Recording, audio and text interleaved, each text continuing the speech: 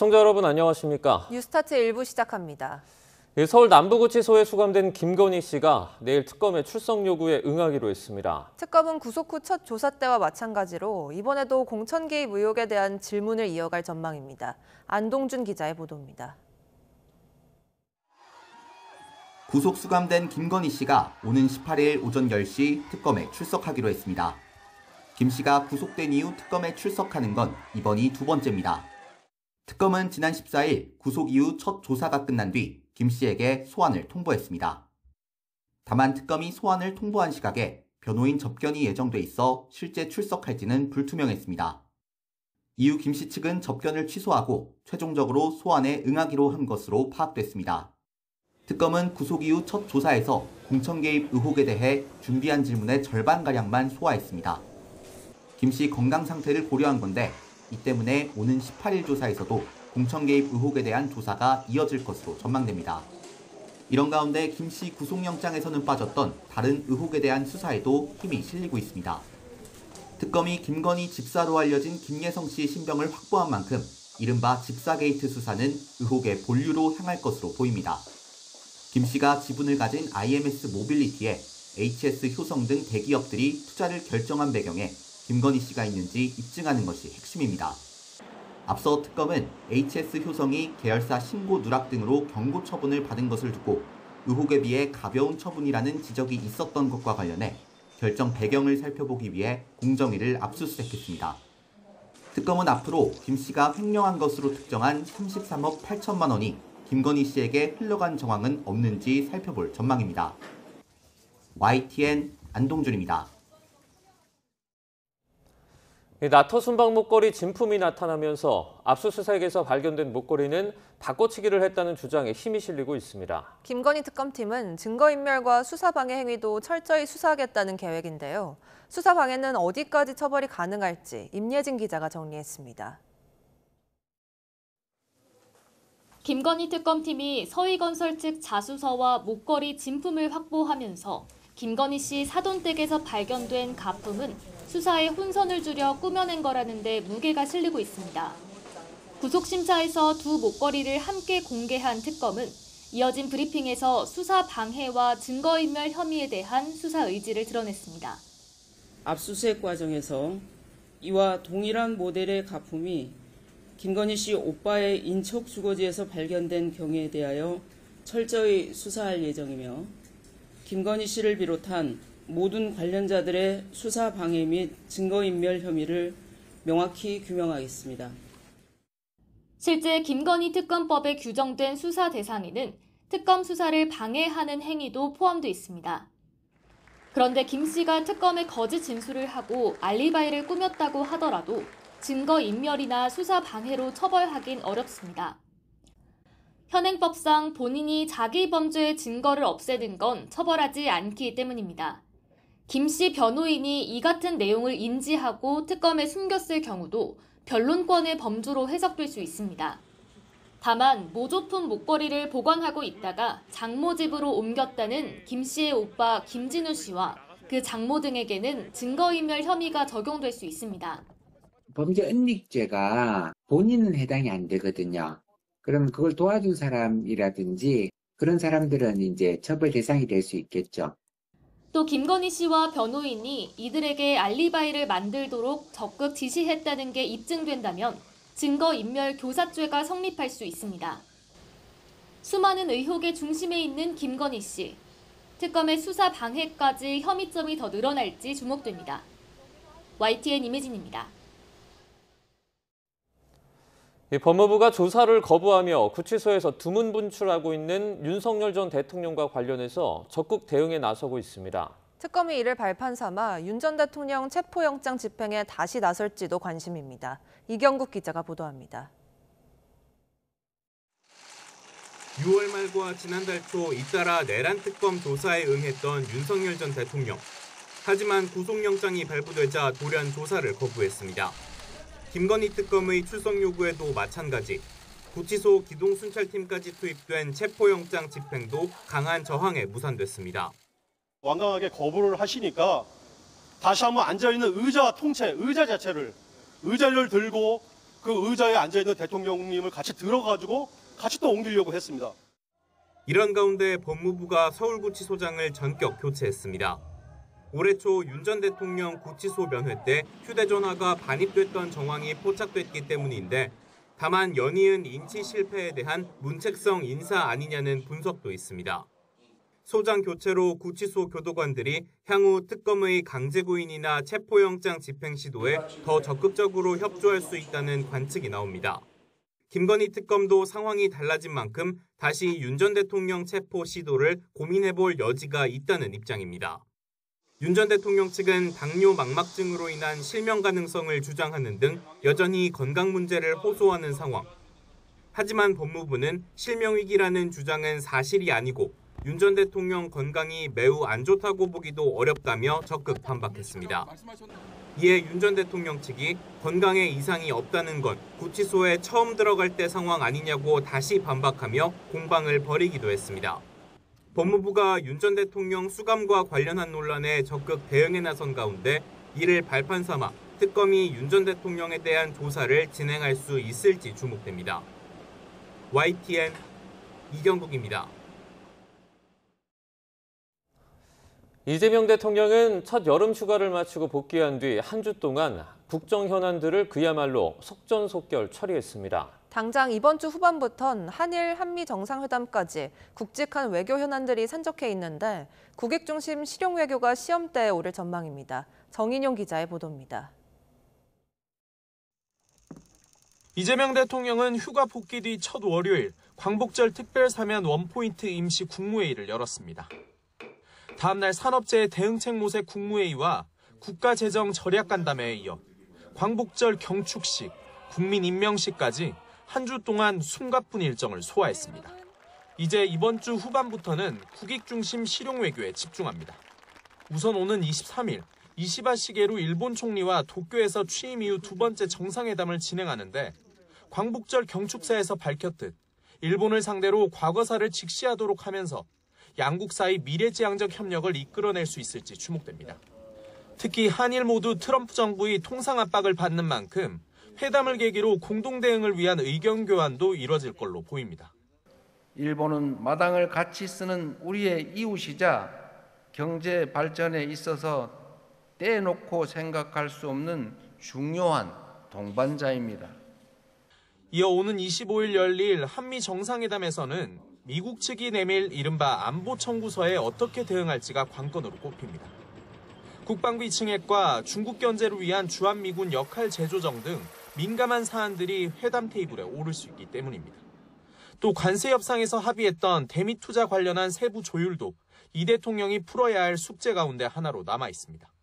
제조업 분야를 포함한 경제 협력과 첨단 기술, 핵심 광물 등 경제 안보 파트너십을 양국 간에 더욱 강화하기 위한 방안에 대해서도 여기에 이 대통령이 북한과의 대화 복원 의지를 거듭 천명하는 상황에서 남북관계 정상화를 위한 돌파구 마련 역시 과제입니다.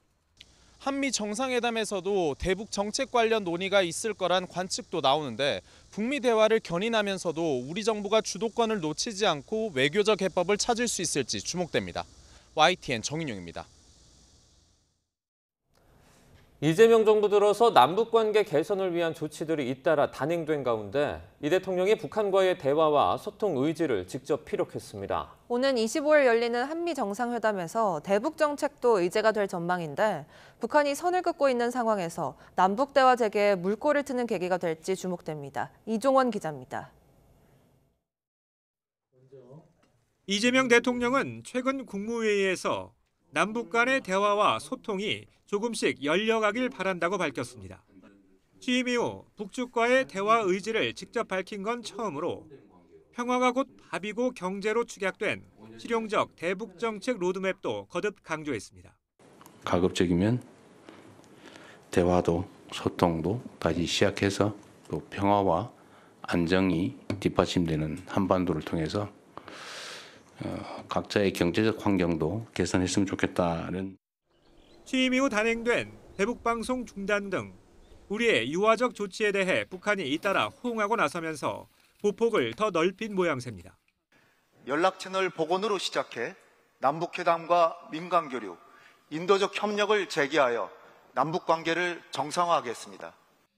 그러나 북한은 지난달 말 남북이 마주 앉을 일은 없을 거라고 단호히 못 박은 데 이어 최근 담화에선 남측을 주적으로 헌법에 명기하겠다며 대남 적대 정책을 고착화하겠다는 뜻까지 밝혔습니다.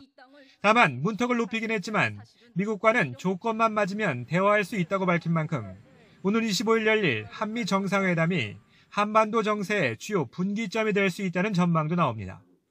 한반도의 평화 구축과 비핵화를 위한 공조 방안에 대해서도 논의하게 될 것입니다.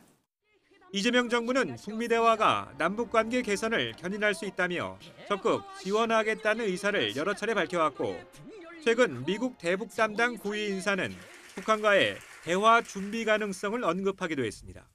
We have also seen high-level statements from the DPRK leadership, including recent statements from Kim Yo-jong, which we note with interest. 앞서 정동영 통일부 장관은 한미 정상회담에서 남북관계 개선을 위한 양국 공동의 역할을 담은 제안을 내놓을 수 있도록 준비하겠다고 밝혔는데 묘안 마련이 가능할지 주목됩니다. YTN 이종원입니다. 12.3 비상계엄을 앞두고 우리 군이 모두 10차례에 걸쳐 무인기 18대를 북한에 보냈다는 내부의 증언이 나왔습니다. 이 과정에서 도발 원점 타격을 둘러싸고 김용현 당시 국방장관과 작전에 직접 책임이 있는 합참 간 내부 충돌도 계속됐다고 군 관계자는 전했습니다. 나혜인 기자입니다. 북한은 지난해 10월 우리 군이 3차례에 걸쳐 평양에 무인기를 보내 전단을 살포했다고 주장했습니다. 합참은 확인해 줄 수 없다는 입장을 고수하고 있지만 계엄 사태 이후 특검 수사가 진행되면서 이런 정황은 기정사실로 드러나고 있습니다. 이승우 작전본부장께는 좀 보고를 드린 적은 있는 건가요? 네. 군인이라면 아마 당연히 아실 건데요. 네. 군 관계자는 YTN에 지난해 10월부터 11월 사이 총 10차례에 걸쳐 북한에 무인기가 투입됐다고 전했습니다. 동원된 무인기는 18대로 특히 10월 8일 밤 두 번째 평양 투입 작전 때는 4대가 날아갔다고 증언했습니다. 마지막 작전은 계엄 선포 2주 전인 11월 19일 북한이 31번째 대남 쓰레기 풍선을 살포한 다음 날로 파악됐습니다. 당시 김 전 장관은 합참 작전본부장에게 북한이 또 쓰레기 풍선을 보내면 원점 타격을 건의하라고 지시한 것으로 전해졌습니다. 원점 타격을 건의하면 자신이 직접 육군 지상작전사령관에게 타격을 명령할 테니 김명수 합참의장에겐 보고하지 말라고 했다는 겁니다. 김 전 장관의 이런 지시가 계속되자 합참은 계엄 선포 사흘 전인 11월 30일 장관이 임의로 지휘하지 못하도록 유엔사 통보 등 관련 절차를 더 복잡하게 만들며 저항했다고 군 관계자는 밝혔습니다. 특검은 김 전 장관의 이런 지시들이 북한을 자극해 국지전을 유발하고 이를 계엄 선포 명분으로 삼으려 했던 게 아닌지 들여다보고 있습니다.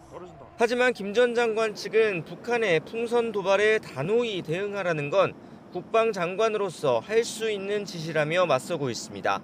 이 과정에서 원점 타격을 둘러싸고 국방장관과 합참 간 충돌 상황도 내부 증언으로 드러나면서 12.3 비상계엄 당시 합참 패싱 논란이 다시 수면 위로 떠오르고 있습니다. YTN 나인입니다. 광복절 연휴가 지나면 개점 휴업 상태였던 국회도 재가동이 되고 상임위와 본회의 역시 활발하게 열릴 전망입니다. 여의도에서 찍힌 국회의원의 휴대전화 사진 한 장은 금배지를 떨어뜨리게 할 정도의 결정적인 한 방이 되곤 합니다. 여의도의 휴대전화 잔혹사 강민경 기자가 정리했습니다. 이재명 대통령의 후보 시절 비서실장으로 국정기획위원회 요직까지 맡은 새 정부 첫 법제사법위원장. 꽃길을 걷던 사선의 이춘석 의원을 한순간에 범죄 피의자로 전락시킨 건 이달 초 본회의장에서 찍힌 사진 한 장입니다. 보좌진 명의 계좌로 주식을 사고 파는 장면은 해명조차 무색한 차명 거래 의혹의 강력한 증거였습니다. 아니 SNS에 올린 그게 전부입니다. 그래서 조사하면 밝혀질 거니까. 그 핸드폰이 보좌관 핸드폰입니다. 같은 날 국민의힘 송원석 비대위원장도 눈웃음 이모티콘을 담아 용산에 사면 부탁 메시지를 보낸 게 포착돼 체면에 구겼습니다. 이 메시지 수신자였던 강훈식 대통령실 비서실장 역시 5년 전 국정감사장에서 모바일 게임을 하는 모습이 찍혀 곤욕을 치른 뼈아픈 과거가 있습니다. 공무 중 여성 나체를 검색하거나 골프 약속을 잡던 수많은 의원이 구설에 오르고 또 고개를 숙였습니다. 스마트폰 보급 15년, 이처럼 의원들 휴대전화는 여의도 사진기자들 타깃이 된 지 오래입니다. 가십으로 소모되는 경우가 대부분이지만 전국을 뒤흔드는 경우도 적지 않습니다. 윤석열 정부의 당무 개입 논란을 상징적으로 보여준 이른바 체리 따봉이 대표적입니다. 사적인 문자 내용이 저희 부주의로 인해서 유출 공개되어서 국민 여러분들께 심려를 끼쳐드린 점에 대해서 문재인 청와대 출신 의원의 이 메시지는 포털 사이트 통제 논란으로 번졌습니다. 사정이 이렇다 보니 사생활 보호 필름을 붙이는 건 기본이고 카메라를 피할 수 있는 나름의 명당도 공유되고 있습니다. 정보 유출을 조금이라도 막아보겠다는 건데 성능 좋은 망원 렌즈를 피하기엔 역부족입니다.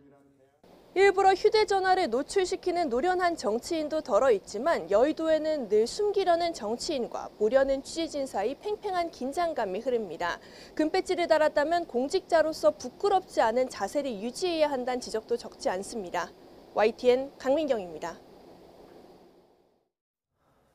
3년 반째 이어지고 있는 우크라이나 전쟁 종식을 위해 열린 미국 러시아 정상회담이 휴전 합의 없이 2시간 반 만에 끝났습니다.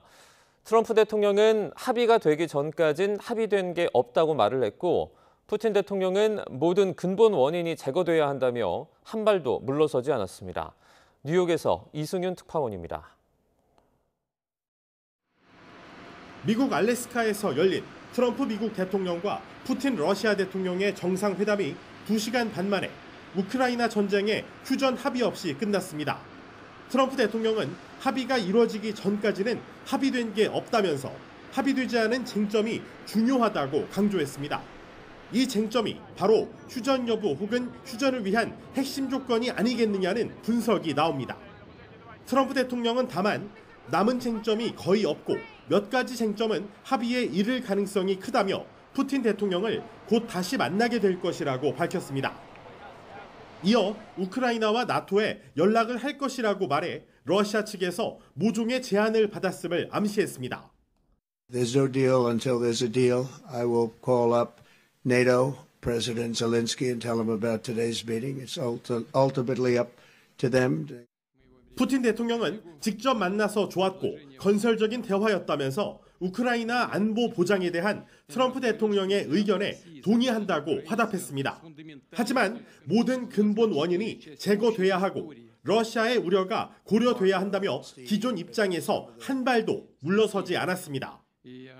И, скажем прямо, они скатились до самой низкой точки со времен Холодной войны, и это не идет на пользу ни нашим странам, да, и миру в целом. 원래 6시간에서 7시간 정도 예상됐던 정상회담을 2시간 반 만에 마무리한 점으로 미뤄 두 정상이 서로를 추켜 세우긴 했지만 쟁점에 관한 이견으로 합의까지는 끌어내지 못한 것으로 풀이됩니다. 큰 기대를 모았던 이번 미러 정상회담은 뚜렷한 성과 없이 마무리되며 100만 명에 달하는 사상자를 낸 러시아와 우크라이나 간 전쟁의 향방은 여전히 안개 속에 머무르게 됐습니다. 뉴욕에서 YTN 이승윤입니다. 알래스카 정상회담이 빈손으로 끝난 뒤 트럼프 대통령은 휴전의 성사 여부는 우크라이나에 달려있다고 밝혔습니다. 자신까지 참여하는 3자 정상회담을 요구하고 있는 젤렌스키 대통령은 서둘러 워싱턴을 방문하기로 했지만 극적인 합의를 이루기는 쉽지 않아 보입니다. 보도에 유투건 기자입니다. 알래스카 정상회담을 마친 트럼프 대통령은 곧바로 젤렌스키 대통령과 유럽 주요 정상들에게 회담 결과를 설명했습니다. 구체적인 논의 내용은 공개되지 않았습니다. 다만 1시간 넘게 이어진 통화에 이어 오는 18일 워싱턴에서 젤렌스키 대통령을 직접 만나기로 했습니다. 젤렌스키 대통령은 워싱턴에서 종전을 위한 세부 사항을 논의할 예정이라며 자신까지 참여하는 3자 정상회담 개최를 거듭 촉구했습니다. 앞서 트럼프 대통령은 휴전의 성사 여부는 우크라이나와 유럽에 달려있다고 주장했습니다. 하지만 자신조차도 회의적으로 전망했습니다. Now it's really up to President Zelensky to get it done. Yeah, now look, Ukraine has to agree to it. Maybe they'll say no. 동시에 러시아 원유를 수입하는 중국에 당장 2차 제재를 가할 생각은 없다고 밝혔습니다.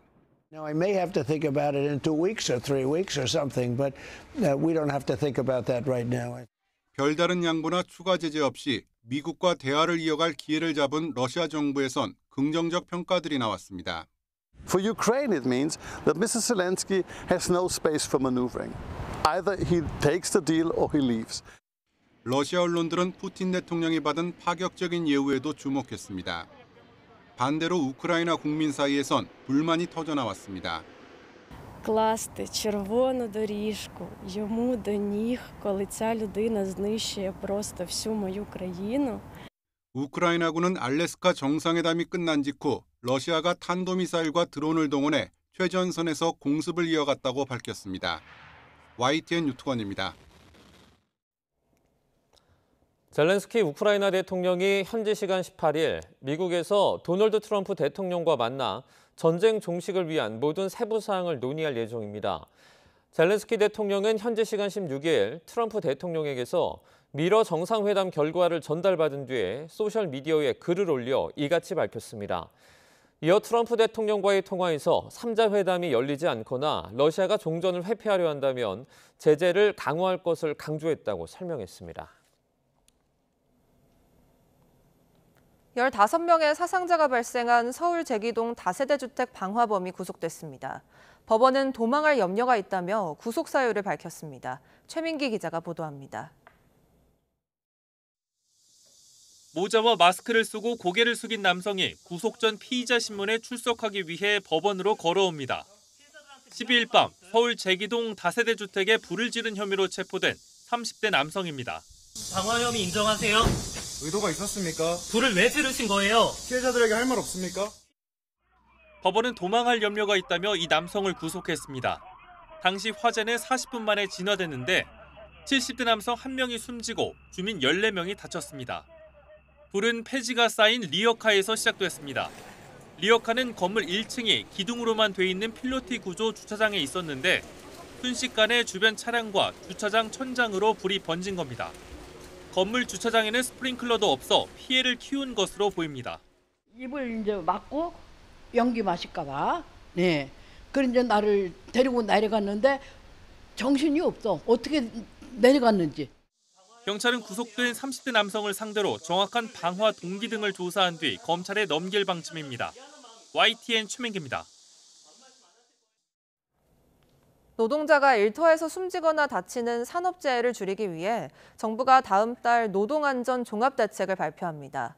산업안전법 위반 업체에 대해 경제적인 불이익을 가하는 게 핵심인데요. 산재공화국이라는 오명을 벗는 계기가 될 수 있을지 주목됩니다. 이문석 기자입니다.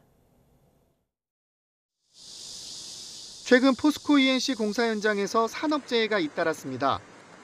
이례적으로 대통령이 국무회의에서 해당 업체를 공개 질타했고 산재 감축은 주요 국정과제로 채택됐습니다.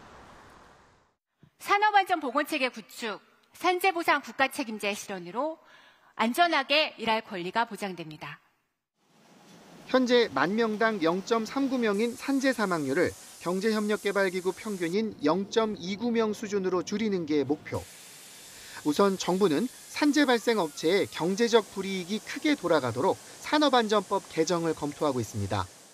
안전보건 위반 사항이 확인되면 곧바로 과태료를 부과하고 반복적이거나 다수 사망사고가 난 업체엔 과징금 제도를 도입할 계획입니다. 건설사에 대해 영업정지나 입찰 제한을 요청하는 대상도 현재는 동시 2명 이상 사망했을 경우만 가능하지만 연간 다수 사망으로 확대할 방침입니다. 또 영업정지 요청 이후에도 사망사고가 재발한 건설사를 겨냥해 등록 말소 요청 규정 신설을 추진합니다. 권창준 고용노동부 차관은 기자간담회를 열고 경제적 제재를 강화하려는 핵심은 법 위반으로 인한 이득이 재해로 이어지는 연결고리를 끊는 거라고 강조했습니다. 이와 함께 산재 예방 능력을 갖춘 하청업체와 계약을 의무화하는 절차를 명확하게 만들고 근로감독 권한을 지자체까지 확대하는 방안이 검토되고 있습니다. 정부는 산재공화국이라는 오명을 벗기 위해 이 같은 내용을 담은 노동안전 종합대책을 다음 달 발표할 예정입니다. YTN 이문석입니다. 기적의 비만 치료제라던 위고비보다 체중 감량 효과가 큰 마운자로가 이번 주 국내에 유통됩니다. 전체 비만약 시장의 70% 이상을 위고비가 장악한 상황에서 마운자로 출시로 경쟁이 한층 격화할 것으로 보입니다. 권민석 기자의 보도입니다. 미국 거대 제약사 일라이릴리의 비만 치료제 마운자로가 국내에 상륙합니다. 공급 계약을 체결한 업체가 오는 20일부터 의료기관에 유통해 빠르면 21일부터 환자 처방이 이루어질 수 있습니다. 마운자로는 우선 2.5mg과 5mg 두 가지가 공급되고 향후 고용량 제품이 추가될 예정입니다. 뛰어난 체중 감량 효과를 앞세워 마운자로는 미국과 유럽 시장에서 위고비를 제쳤습니다. 임상시험 결과 마운자로 투여군의 평균 체중 감소율은 20.2%였지만 위고비는 13.7%에 그쳤습니다.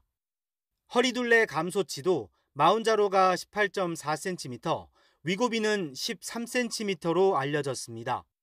올해 1분기 기준으로 한국 비만 치료제 시장의 73%를 점유한 위고비를 대신해 마운자로가 게임 체인저가 될 수 있는 겁니다.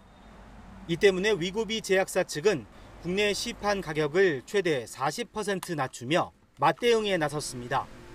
위고비와 같이 마운자로도 성인 제2형 당뇨병 환자나 체질량 지수 30 이상인 비만 환자만 처방받아 투약해야 합니다. 무분별하게 사용할 경우 살을 빼보려다 심각한 부작용에 직면할 수 있습니다. 두통이나 소화불량, 구역이나 구토하면서 발생할 수 있는 탈수도 보고가 될 수 있습니다. 또 하나는 담낭 질환이나 췌장염 같은 것도 드물게 보고는 되고 있고요. 처방 기준에 맞춰서 비만은 모든 병의 근원이란 문제의식과 맞물려 앞으로 비만 치료제 경쟁은 더없이 뜨거워질 전망입니다. YTN 권민석입니다. 일상생활에 어려움을 겪는 것은 물론 사망 위험도 높은 중증 천식을 잡을 수 있는 약이 최근 등장했습니다. 효과는 좋지만 매달 약값만 100만 원이 넘을 정도로 비싼 데다 급여를 받으려면 까다로운 조건을 통과해야 해서 환자들은 사용을 포기하는 경우까지 나오고 있습니다. 김주영 기자가 보도합니다. 20대 대학생 김모 씨는 어린 시절부터 심한 천식을 앓아 중증 천식 진단을 받았습니다. 빨대를 반 접어서 입에 물고 빨대로만 숨을 쉰다고 생각을 하면 돼요. 일반적인 치료제가 잘 듣지 않는 중증 천식은 숨쉬기조차 어렵다 보니 일상생활이 쉽지 않고 빈번하게 응급실을 찾을 수밖에 없습니다.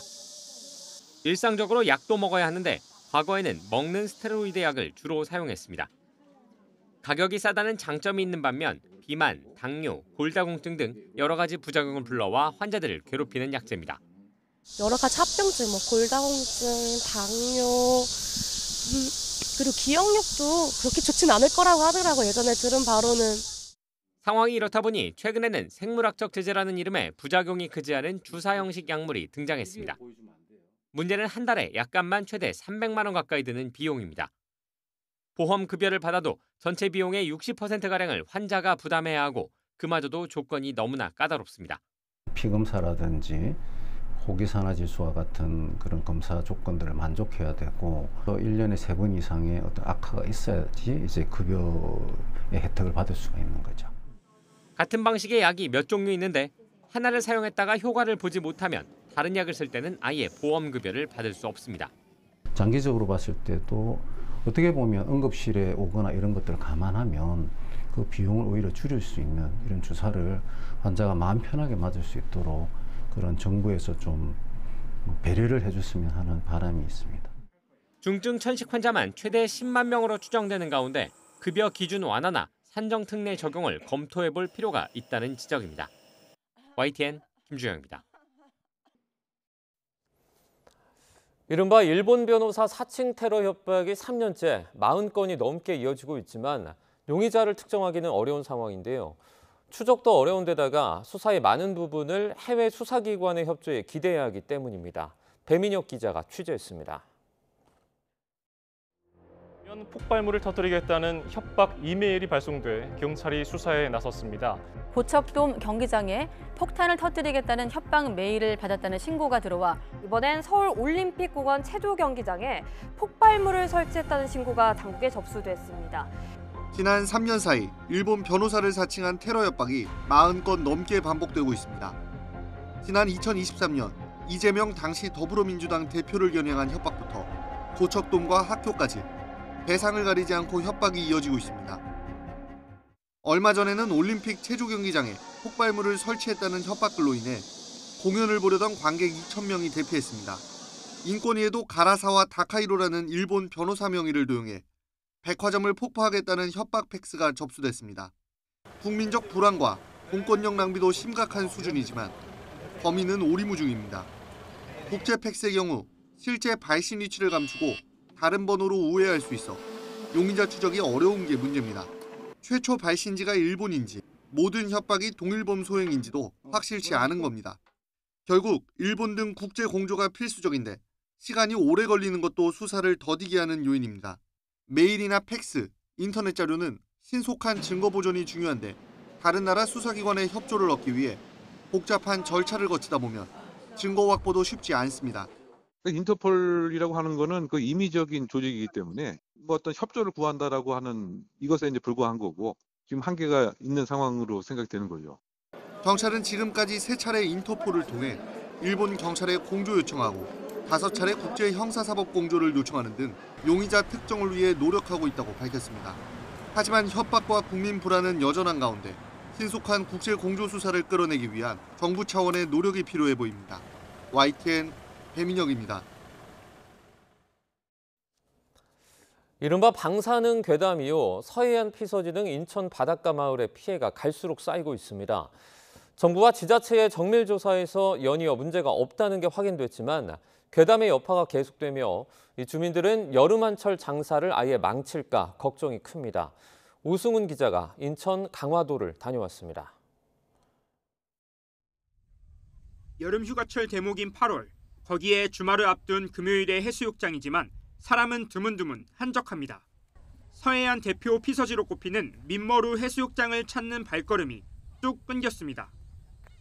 올 때마다 정말로 발 디딜 틈 없이 텐트들이 많았어요. 근데 한 달 만에 왔는데 정말 해수욕장에서 차 타고 10여 분 거리 항구로 가봤습니다. 젓갈 직판장이 유명한 주요 관광지 외포항도 관광객을 찾아보기 힘든 건 매한가지입니다. 외포항 선착장입니다. 보시는 것처럼 텅텅 비어 있습니다. 문제의 시작은 한 달 전쯤으로 거슬러 올라갑니다. 북한 황해도 우라늄 공장 핵 폐수에 인천 앞바다가 오염됐을 수 있다는 괴담이 유튜브 영상 등으로 퍼졌고 0.40 정도까지가 안전수치라고 그러고 원자력안전위원회나 인천시 등이 정밀 조사한 뒤 이상이 없다고 계속해서 밝혔지만 이미 퍼진 괴담을 수습하기엔 역부족이었습니다. 우라늄 농도는 평균 리터당 약 2.0 마이크로그램이며 이는 자연 해수 수준 범위 내 낮은 수치입니다. 이른바 방사능 괴담 한 달째인 인천 강화도에서 관광객이 자취를 감춘 건 바닷가 관광지만이 아닙니다. 먼저 먹거리, 그중에서도 새우젓을 비롯해 각종 젓갈을 취급하는 수산시장을 찾아가 봤습니다. 외포항 수산물 직판장입니다. 손님이 급격히 줄어들자 시장 상인들은 울며 겨자 먹기로 할인 행사를 하고 있습니다. 취재진을 만난 상인들은 괴담 확산의 주범으로 지목된 일부 유튜버들에 대한 원망을 감추지 않았습니다. 유튜버들이 저희는 진짜 제일 싫고 너무 싫고 보다시피 너무 한가하니까. 수산시장을 찾은 손님들도 황당하긴 마찬가지입니다. 작년에도 왔고 저 재작년에도 왔고 확실히 올해가 방문하시는 분들이 조금 줄은 느낌이에요. 해산물을 재료로 하는 식당에선 괴담의 매출이 반토막 났다는 하소연부터 나옵니다. 결국 직원도 반을 해고해야 했습니다. 직원도 주말이면 4명씩이었었는데 요즘 2명으로 줄었어요. 방사능이 있다가 해가지고. 휴가철 대목을 기대하며 텐트며 평상 같은 편의시설에 각종 행사까지 준비했던 동네 주민들은 분통을 터뜨립니다. 요즘 휴가철 같으면 이 동네가 시끌벅적한데 없잖아요. 다 비웃잖아요. 여기뿐이 아니고 광화 전체가 그렇습니다. 참다 못한 어민들은 방사능 괴담의 주범으로 지목된 유튜버를 경찰에 고소하기까지 했지만 수사엔 별 진척이 없습니다. 그저 괴담이 빨리 사라지길 바라는 사이 여름 대목 한철 장사 때는 벌써 반 가까이 지나갔습니다. 지금 이때 벌어서 1년은 나야 되는데 지금 반토막이 났으니까 겨울을 어떻게 보내야 될지 사실은 조금 막막해요. YTN 오승훈입니다. 제주도를 찾는 관광객이라면 한 번쯤 렌터카 서비스 이용해봤을 텐데요. 온라인으로 예약은 쉽게 할 수 있지만 정작 취소나 변경을 하려면 절차가 까다로워 이 소비자가 피해를 보고 있다고 합니다. 제주 관광의 이미지에 먹칠을 하고 있는 렌터카의 꼼수 영업 실태를 KCTV 제주방송 김지우 기자가 취재했습니다. 도내 한 렌터카 업체 홈페이지입니다. 실시간 차량 재고를 보여주고 즉시 예약이 가능하다고 안내합니다. 하지만 예약과 달리 변경 또는 취소는 담당자와 통화 후 처리할 수 있다고 설명합니다. 예약과 취소 변경 절차가 다른 겁니다. 한국소비자원이 제주에서 차량을 가장 많이 보유한 상위 14개 단기 렌터카 업체를 조사한 결과 9개 업체가 예약에 비해 취소 절차를 어렵게 운영하고 있었습니다. 이들 업체는 웹사이트와 모바일 앱에서 예약을 진행할 수 있지만 취소나 변경은 업체에 직접 문의해야 합니다. 현행 전자상거래법은 구매 당시 사용한 방식과 다른 방법으로만 취소가 가능하도록 제한하는 행위를 금지하고 있습니다. 또한 일부 업체는 취소 수수료 기준을 충분히 안내하지 않고 같은 홈페이지 안에서도 관련 기준을 다르게 고지해온 것으로 나타났습니다. 이로 인해 소비자 피해 사례도 잇따르고 있습니다. A씨는 예약 착오로 즉시 취소를 원했지만 홈페이지에선 취소가 불가능했고 연휴인 탓에 콜센터도 연락이 되지 않았습니다. 하지만 연휴 이후 연락이 닿은 업체에선 취소 규정을 근거로 A씨에게 수수료를 부과했습니다. B씨는 예약을 취소한 이후 환급을 요구했지만 사업자는 규정상 불가능하다고 밝혔습니다. 하지만 B씨는 취소 수수료 규정을 고지받지 못했다며 소비자 분쟁 해결 기준에 따라 재차 환급을 요청했지만 사업자는 이 또한 거절했습니다. 소비자가 취소나 변경도 온라인으로 간편하게 할 수 있을 것으로 예상하고 예약을 진행하였다가 되지 않아서 분쟁이 발생하는 사례를 저희가 확인할 수 있었습니다. 영업 종료 후 시간 또는 휴일 등에는 예약 취소나 변경이 불가하게 되어 이후에 예약금 환불 또는 위약금 부과 등에 대해서 사업자와 소비자 간 다툼이 발생할 수. 이 같은 꼼수 영업은 바가지 논란과 불법 영업에 맞서 자정 노력을 해온 도내 렌터카 업계를 비롯해 제주 관광 이미지에도 찬물을 끼얹을 수 있다는 점에서 우려를 낳고 있습니다. KCTV 뉴스 김지우입니다. 울산의 실업률이 12년 만에 최저치를 기록해 수치만 보면 고용시장이 활기를 되찾은 것처럼 보입니다. 하지만 그 실체를 들여다보면 양질의 일자리는 줄고 초단기 근로자와 일용직만 늘어나 속빈 강정이라는 평가가 나오고 있습니다. 이런 고용의 질 저하는 비단 울산만이 아니라 현재 우리나라 노동시장이 겪고 있는 불편한 진실을 그대로 보여주고 있습니다. JCN 울산중앙방송 구현희 기자의 보도입니다. 지난달 울산의 실업자 수는 11,000명. 지난해 같은 달보다 12,000명이 줄어 1년 만에 52.8%의 감소율을 보였습니다. 지난달 실업률도 1.8%로 12년 1개월 만에 1%대로 낮아졌습니다. 고용지표만 보면 고용시장 상황이 좋아진 것처럼 보이지만 자세히 들여다보면 꼭 그렇지만은 않습니다. 양질의 일자리는 오히려 줄었기 때문입니다. 일주일에 36시간 미만으로 일하는 근로자가 1년 새 8,000명 증가했는데 이 중 40%가 일주일에 1시간에서 17시간 일하는 초단기 근로자였습니다. 반면 일주일에 36시간 이상 일하는 근로자는 4,000명 늘어나는 데 그쳤습니다. 1년 전보다 취업자 수가 11,000명 증가한 가운데 이 중 7,000명은 건설업이었습니다. 울산의 취업자 수는 제조업, 건설업, 사업 개인 공공 서비스 및 기타에서 증가하였습니다. 하지만 일용 근로자가 1년 새 45.5%나 증가하면서 고용의 질은 더 나빠진 걸로 나타났습니다. 여기에 취업자도 실업자도 아닌 울산의 비경제 활동 인구는 36만 6천 명으로 1년 만에 7천 명 늘었습니다. JCN 뉴스 구현입니다. 반려동물과 함께 관람할 수 있는 전시가 제주에서 열리고 있습니다. 일주일 중 단 하루뿐이지만 반려인들의 반응은 뜨겁습니다. 보도에 고재영 기자입니다.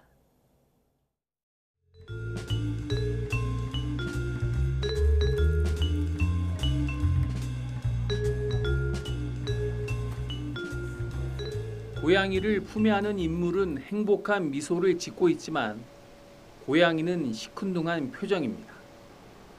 피곤해 보이는 직장인을 빼닮은 고양이 조각 작품의 제목은 월요병입니다. 제주현대미술관에서는 개와 고양이의 시간이라는 특별전이 진행 중입니다. 회화와 조각 등 90여 점의 독특한 작품이 전시됐습니다. 특별전의 백미는 매주 수요일마다 반려동물과 함께 미술관을 둘러볼 수 있는 동반 프로그램입니다. 미술관에서는 일반적으로 동물들이 같이 이렇게 개방된 적이 없어서 이번에 저희 미술관에서는 반려동물과 함께하는 전시를 마련했습니다. 반려견과 함께 미술관을 찾은 사람들은 흔치 않은 기회인 만큼 매우 만족스럽습니다. 강아지랑 갈 수 있는데 거의 카페 정도밖에 없는데 이렇게 문화적으로 같이 즐길 수 있으니까 좋았어요. 특히 전시회는 좀 조용한 곳인데도 강아지랑 같이 올 수 있다는 게 좀 색달랐던 것 같아요. 또 이런 기회가 많아지기를 바라는 목소리도 적지 않았습니다. 강아지와 함께해서 좋고 이런 문화를 좀 더 발전해줬으면 좋겠어요. 지금까지 5차례 운영된 반려동물 동반 관람 프로그램에는 반려견 70여 마리가 다녀갔습니다. 반려동물과 색다른 추억을 쌓을 수 있는 이번 전시는 오는 10월 12일까지 개최됩니다. YTN 고재영입니다. 파키스탄 북서부에서 이틀 동안 쏟아진 기습폭우 사망자가 300명을 넘어서면서 비상사태가 선포됐습니다. 구호품을 수송하던 헬기까지 추락해 탑승자 전원이 숨지기도 했습니다. 정유신 기자의 보도입니다. 계곡에서 내려온 흙탕물이 마을을 향해 무섭게 휘몰아칩니다. 거센 물살에 주변 바위까지 한꺼번에 휩쓸고 갈 정도입니다. 차량은 물론 커다란 나무가 뿌리채 쓸려가고 대피할 틈도 없이 주택 수십 채가 순식간에 사라졌습니다. वापस आके चीहे मार रहे थे कि जान बचाओ काफी लोग इस पे बच गए हैं कुछ लोग पहाड़ों पर चढ़ गए कुछ साइड पे हो गए 70-80% ये गांव जो है वो मलियामेट हुआ है और अगर मलियामेट पूरा नहीं हुआ तो डैमेज तो एटलीस्ट सारे घर हुए हैं. 이틀 동안 쏟아진 기습폭우 사망자만 벌써 300명을 넘어섰다고 현지 주 당국이 밝혔습니다. 아직 수십 명이 실종 상태고 추가 비 예보가 있어 희생자는 더 늘어날 전망입니다. 여기에 구호품을 운반하던 헬기가 산악지대로 추락하는 사고까지 일어났습니다. 조종사 2명을 포함해 탑승자 5명 전원이 숨졌습니다. 셰바즈 샤리프 파키스탄 총리는 피해 지역에 비상사태를 선포하고 천여 명의 관광객과 이재민 대피를 명령했습니다. 파키스탄은 지난 6월 말부터 예년보다 15% 정도 많은 비가 쏟아지면서 지금까지 540여 명이 숨진 것으로 집계됐습니다. 전문가들은 최근 국지적으로 쏟아지는 이른바 구름폭우 피해가 커지고 있다고 지적합니다. 지구온난화에 따른 기후변화 때문이지만 무분별한 산악 난개발도 원인으로 꼽힙니다. 지난 2022년 파키스탄에선 최악의 홍수가 덮쳐 1,700여 명이 사망하고 400억 달러, 우리 돈으로 55조 원이 넘는 피해를 입기도 했습니다. YTN 정준입니다. 어제 오후 4시 10분쯤 충남 예산군 응북면 한 도로에서 승합차 석대가 잇따라 추돌했습니다. 이 사고로 승합차 안에 타고 있던 탑승자 2명이 숨지고 15명이 크고 작은 부상을 입었습니다. 이들은 충남 내포신도시 공사장 현장에서 일하던 중국 국적의 인부들로 승합차 석대에 나눠 타고 귀가를 하던 중 사고가 난 것으로 파악됐습니다. 그룹 갓세븐의 멤버 잭슨이 식중독으로 팬사인회 일정을 취소했습니다. 소속사는 SNS를 통해 그제 자정 잭슨이 갑작스러운 식중독으로 응급실에 옮겨졌고 현재 의료진의 치료를 받으며 휴식과 회복이 필요한 상태라고 공지했습니다. 이에 따라 어제로 예정됐던 뮤직코리아 팬사인회가 부득이하게 취소됐음을 알리게 돼 매우 안타깝다고 전했습니다.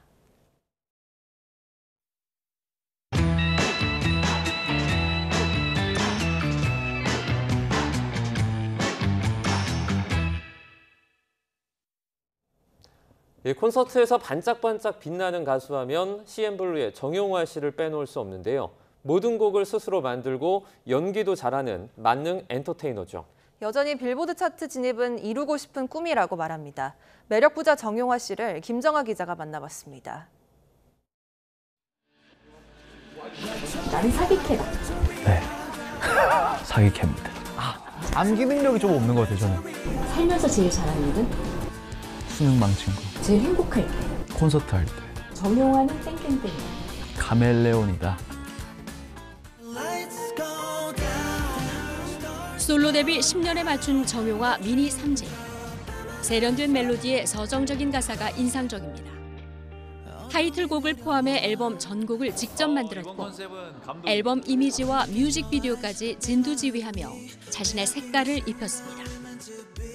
CN블루부터 솔로곡까지 대부분 곡을 스스로 쓰다 보니 녹음 과정도 주도적으로 이끌어갑니다. 여기까지 한번 갈게요. 너무 빠 이렇게 했나? 멈춘 자 이렇게 할게요. 네, 맛있네. 영감은 어디서 얻을까?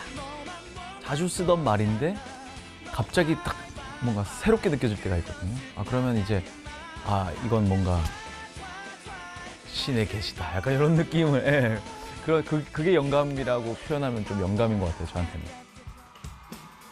콘서트에서 가장 빛나는 가수. 가장 행복할 때 역시 콘서트 할 때입니다. 37의 정용화 콘서트 몇 시간까지 할 수 있다? 지금 한 3시간에서 3시간 반 정도 하는 것 같은데 솔직히 곡수만 있으면 계속 할 수 있을 것 같아요. 관객과의 소통을 즐길 줄 아는 밀당의 귀생.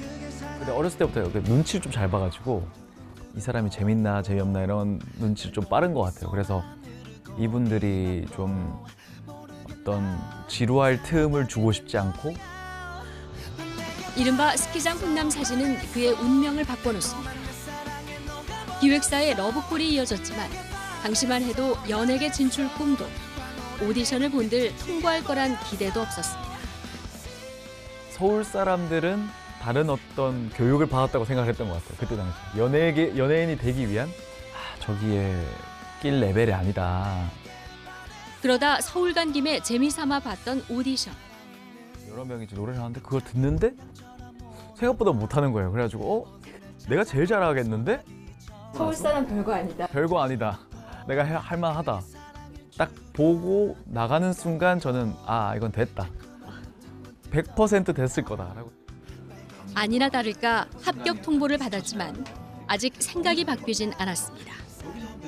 수능을 망쳐가지고 서울은 너무 가고 싶고 재수는 해야 될 것 같고 재수는 하기 싫고 연습장 한번 해볼까?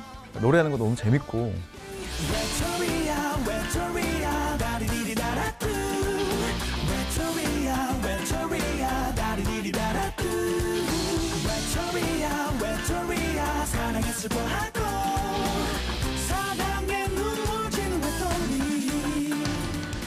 벌써 데뷔 15년. 밴드와 솔로, 연기 활동까지 숨가쁜 일정을 소화하면서도 마음의 품은 철칙 하나는 꼭 지킵니다. 말하는 거 지키자. 내가 입으로 뱉은 거는 무조건 지키자. 약속은 지키자가 제일 큰 것 같아요. 최근엔 본인의 이름을 건 음악 토크쇼도 만들었는데 뭐든 잘하는 정용화에게도 빈틈이 있을까요? 아무래도 그 공부 쪽이 좀 제가 살면서 음악보다 열심히 한 게 공부인 것 같아요. 학교 다닐 때. 꿈이 성적으로 반장, 부반장을 하는 게 꿈이었거든요. 그만큼 공부를 너무 잘하고 싶었고. 본인이 만든 노래 중 역주행할 것 같은 노래가 있냐고 물었더니 이 노래를 골랐습니다.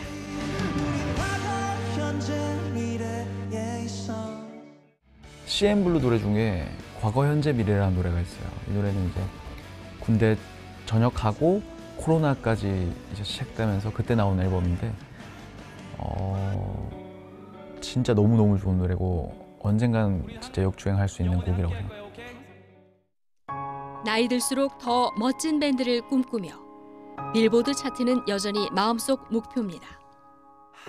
22살에 외톨이가 나왔는데 그때는 진짜 하는 말마다 다 이루어지는 거예요. 1등 하고 싶다 하면 1등이 되고 이러다가 진짜 그냥 빌보드 그냥 가겠다 이런 생각을 했던 것 같아요. 너무 쉽게 갈 수 있겠다. 점점 이렇게 멀어지는 게 막 보이니까 그거에 대해서 엄청 좌절을 많이 했었던 적도 있어요. 그래서 근데 지금도 항상 그런 꿈이 있습니다. 부러울 만큼 단단한 자존감. 마지막으로 지금 삶에 만족하냐는 질문을 던졌습니다. 너무너무 만족합니다. 점점 좋은 것 같고 그냥 다시 태어나도 저로 태어나고 싶은 YTN 김정아. 연휴 마지막 날인 오늘도 밤낮 없는 무더위가 계속되겠습니다. 전국 대부분 지역에 폭염특보가 이어지는 가운데 현재 서울 기온은 26.2도로 어제에 이어서 오늘도 열대야가 이어지고 있고요. 낮에는 서울 기온 31도, 그리고 경산은 무려 35도까지 치솟으며 덥겠습니다. 습도 탓에 체감 더위는 더 심한 만큼 온열 질환에 걸리지 않도록 주의해 주시기 바랍니다. 오늘 수도권과 강원 지방은 흐린 날씨 속에 비 소식도 있습니다. 오전부터 내일까지 10에서 많게는 60mm의 비가 내리겠는데요. 돌풍과 벼락이 동반되는 곳도 있겠습니다. 남부지방은 오전까지 짙은 안개가 끼는 곳이 있겠고요. 오후부터는 점차 맑은 날씨가 되찾겠습니다. 다만 낮 동안 강한 볕에 자외선 지수가 높게 치솟겠습니다. 오늘도 도심과 해안 지역을 중심으로 열대야가 나타나고 있습니다. 현재 서울 기온은 26.2도, 강릉은 28.3도로 출발하고 있고요.